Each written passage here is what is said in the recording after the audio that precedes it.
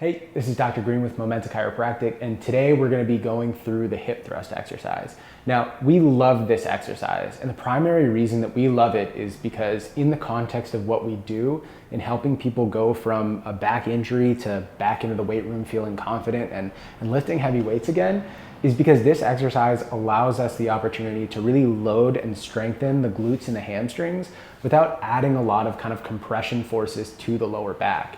So as people are slowly kind of progressing and they're out of pain but not quite ready to start deadlifting and squatting again, it allows us to be able to put them in a position where they're not loading their spines but still able to get them under significant load with like a barbell or kettlebell or something like that. And it allows us to be able to continue kind of ramping up and progressing back towards it. So huge fan of this exercise. In order to set it up, we like using a flat bench. There's a couple different other ways to do it, or special attachments you can put on a squat rack, but most people have access to at least a bench like this, so we're gonna show it with that. So with it, we wanna be able to set it up so that the bench is set up just below our shoulder blades, okay? So in that position, the bench is resting just underneath my shoulder blades. And I want to make sure that the angle of my shins, I don't want to be so far out that when I hinge back, there's almost like a reverse angle of my shins here. And I also don't want to be so close that I can't get my heels to the ground unless I kind of sit back. So feet flat on the floor. And then when we come up, we should see almost like a 90-degree angle at the knee from the hip, okay? So that's a pretty good position for us. Now, we're obviously going to brace our core on the way down. So breath in, right? Intra-abdominal pressure there. And then rather than letting our back extend, we're going to allow ourselves to sit, kind of keeping our back in a neutral position, which should aid in some stretch in the glutes. Okay, from this position, we're going to push our hips up, squeezing at the top, making sure not to overarch in the back, right? So just being able to push up where we can get a good glute squeeze, the hips stop, and I'm keeping the tension out of my back and keeping it in my glutes and hamstrings, okay? One of the things that we find really helpful, especially for being able to feel this properly, is to take just a small resistance band. We're gonna wrap it right around the shin, so just below the knee. And then what we can do is feel a little bit of the tension with it by kind of creating a little bit of rotation at the hip, but not so much that it leads me to kind of push out to the outside of the foot. So foot still should be flat.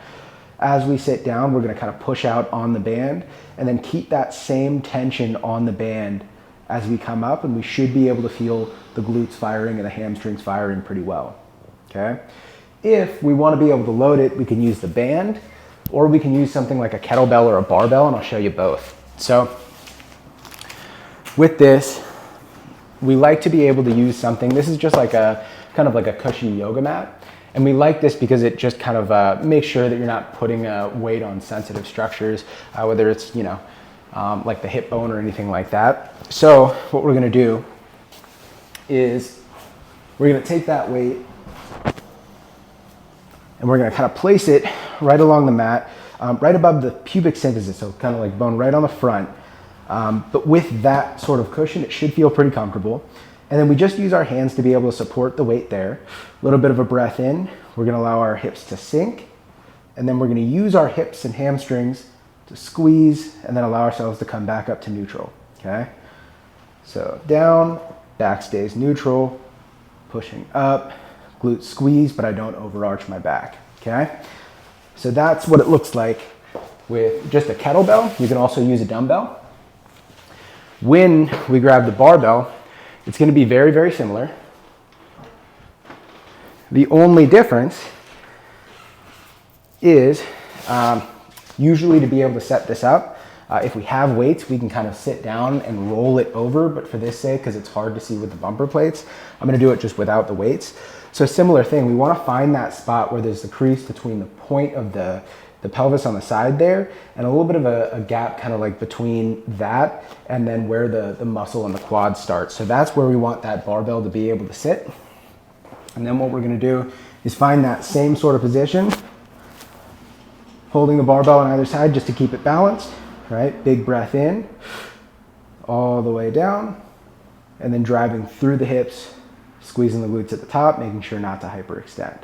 One more time, big breath in, all the way down, Should feel a stretch through the glutes, driving up, squeezing glutes, hamstrings, making sure not to overarch in the back. So that is just some basic examples of the hip thrust exercise. And again, big fans of it. It does take a little bit of skill just to be able to make sure the back is in a good position and feel it in the glutes. But I think these options should help you kind of figure that out. And then as you gain confidence with it, you can kind of start to up the weight. So yeah, we hope that's helpful. And if you have any questions, let us know.